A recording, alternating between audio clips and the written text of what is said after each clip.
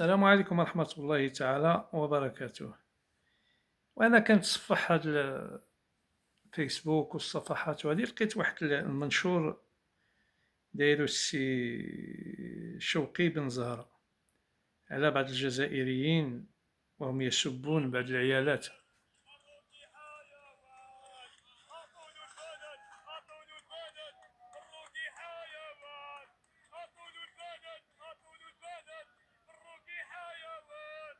إذا جزائريون من تربية بيوت الرذيلة مسحوا صورتنا في الأرض أكثر مما هي موسوحة بسبب سوء الخلق، بسبب الجزائر اللي هي مزبلة كبرى.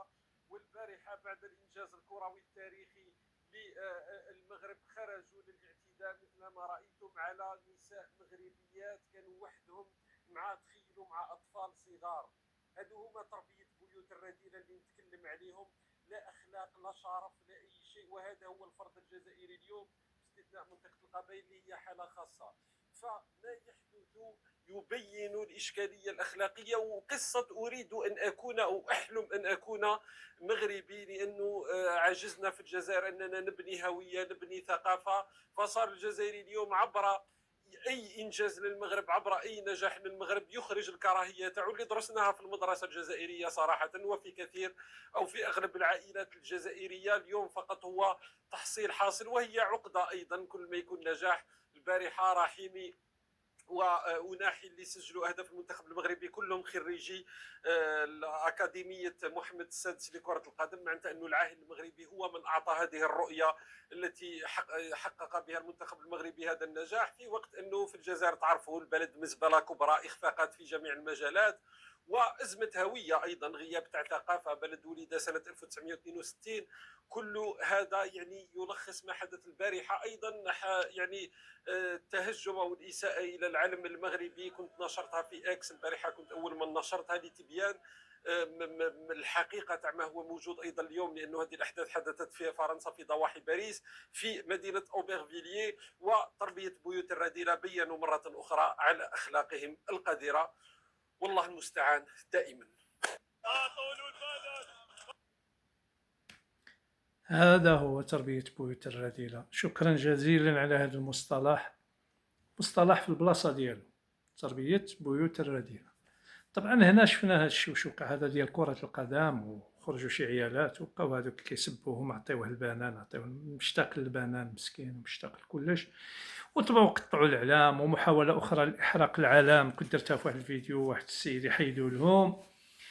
فإذا هذا نتيجة ماذا؟ هذا الشيء كله هذه شكون؟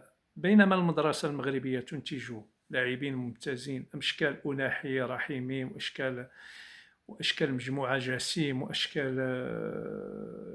مرابط، وأشكال ياسين بونو، تنتج ناس طيبين وناس ذوي خلق وجمهور ذو خلق.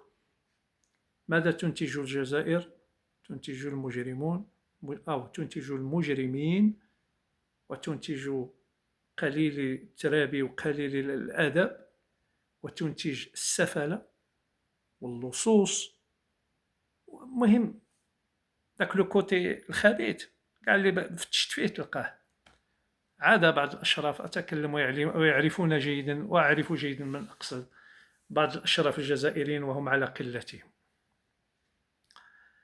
طبعا هو السي شوقي بن زهرة كيقول لك هادشي قريناه في المدرسة، يعني أنك في البرنامج ديالك التعليمي في المدرج في يعني ابتداء من السنوات الأولى في الدراسة، والجزائري يحقن، وقت درتها في فيديو قديم، جزائري يحقن بالحقد تجاه المغرب، يصور له المغرب كأنه دولة عدو، يصور له المغرب أنه سبب أزمات ومشاكل الجزائر، وكل ما يعني اللي راه تخبط فيه الجزائر سببه المغرب.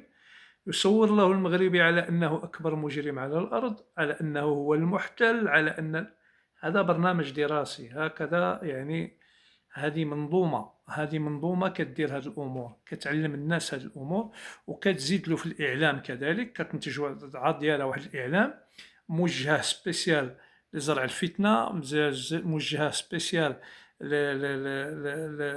يعني توجيه القطيع الجزائري في اتجاه واحد الطريق وحده يعرفها على انه المغرب عدو، على انه المغرب خبيث، وعلى المغرب ما صالحش، والمغرب داير لنا فعلنا تركنا. المهم جميع المصائب اللي كتصيب الجزائر دايرها المغرب، حتى يمكن حتى احوال الطقس سببها المغرب، وحتى الى جا الجراد المغرب، وحتى المهم اللي صارت المغرب. اذا كثر التصوير المغرب على انه الهول، الجزائري بقات عنده في الصوره النمطيه المغرب دائما ازعاج. كيما البيبليسيتي، شتي البيبليسيتي مثلا كوكا هي معروفه، ولكن دائما كاينه لا بيبليسيتي. علاش دائما داخله لك في الراس كوكا كولا خصك تشربها فين ما يعني كنت تمشي شي دوله كاع ما تعرف حتى شي واحد اول كلمه تقولها له تقول له عطيني كوكا كولا.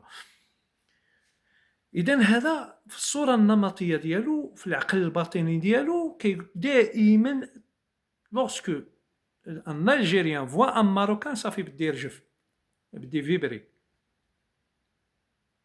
شاف شي حاجه. علاش؟ لان صافي عنده واحد التصور ما يمكنش لا بوجه ولا بحال انك تجلس مع جزائري وتقنعه هذا وتقول له هذه وهذه ويتاكد، الا عفوا الا دوك الجزائريين الاحرار الاشراف اللي هزوا راسهم وهزوا الزوجات ديالهم وهربوا من الجزائر بكري وعاشوا في قنت بكري، ايزولي على الجزائريين وعارفين العقليه بين غاديه، اللي تلقاه مربي ولادو واحد التربيه نقيه عاديه ما عندوش كاع اشكال. الا هاد النوع وهم كما قلت لك قلال، وبعدين باقيين في الجزائر مقهورين، ما يقدروش يهضروا، ما يقدروش يتكلموا، الا قالوا كلمه حق يمشيو للحبس، الا قالوا شي حاجه ماشي الله يحسن عونه. اما الاغلبيه فهو غير الزريبه وتربيه بيوت الرذيله كما يقول الاخ شوقي بن زهر، وهو الذي عرف الوصف بكل صراحه. الوصف ديالو عظيم جدا يستاهل عليه جائزه. فاذا هذا الحقد الدفين وهذا الخبث وهذه الكراهيه للمغرب كتوجه الجزائري انه يرتكب حماقات في نفسه كاع قبل ما يرتكبها فيك، فقد يضطر الى فعل اشياء بنفسه اكثر مما يفعلها يعني يقدر يمشي يدخل راسو في جريمه، يضيع راسو على مسبت واحد الحاجه كاع ما كايناش. مثلا يقدر يمشي بحال مثلا هذا كتقطع الاعلام ولا كتعدى على ديك المراه ويشوفك خوها ولا راجلها ويجي دابز انت وهي، تقدر توصل لجريمه قتل عاديه. على من؟ على واحد الدفشه عندك في راسك، واحد الدبزه عندك في راسك يقولوا لها باللي المغرب عدو والمغرب هذه والمغرب هذه، وانت في قرارة نفسك تحلم بكل ما هو مغربي كما قاله الأخ شوقي بن زهر. أنت الداخل ديالك تتمنى أن تكون مغربي، تمنى تلبس ديك الجلابة الصفراء وداك الطربوش الأحمر والبلغة الصفراء، تمنى تلبس داك القفطان، تمنى يكون عندك شي صالون بداك الزليج البلدي وبداك اللوح الفوق تاع الأرز وداك الديكور الفن، تتمنى كل ما هو مغربي. عقدتك المغربي. فإذا عيش بهذه العقدة وتمتع بها واحترق بها إلى يوم الدين. هذا ما غادي نقول لك. وكل واحد كيخرج لي ويقول لي الفتنة ما الفتنة، روح شوف الفيديوهات باش تعرف الفتنة. روح ما شقاش انا نبرر لك، ولا انا عارفكم فاش كابرين وعارف شكون نتوما ونعرف باللي الفتنة، شت كلمة الفتنة تحشم منكم. كلمة الفتنة لو كان توقف حدا جزائري تقول له ودي انا سميتي الفتنة فعلا، ولكن ماشي كاع لهاد الدرجة. وانت راه خص دابا كلمه اخرى اكثر من الفتنه، يعني كاين الفتنه وكاين مورها وشا الجزائر، هذه هي. يعني الفتنه الا كانت كنا نديروا لها 10 على 20، فالجزائر 20 على 20، يعني اكثر من هي فتنه مضروبه في واحد العدد كبير. فاذا مستوى منبطح حضيض وسخ خماج حاشاكم. الزوبيه من تشوف شي بحال ديك التبلبيه داك يعني واحد مصيبه حق الرب العلي. لا يا ربي، يا ربي لك الحمد ولك الشكر على نعمه الاسلام، ويا ربي لك الحمد ولك الشكر انني مغربي. يا ربي حمدتك وشكرتك. السلام عليكم ورحمه الله تعالى وبركاته.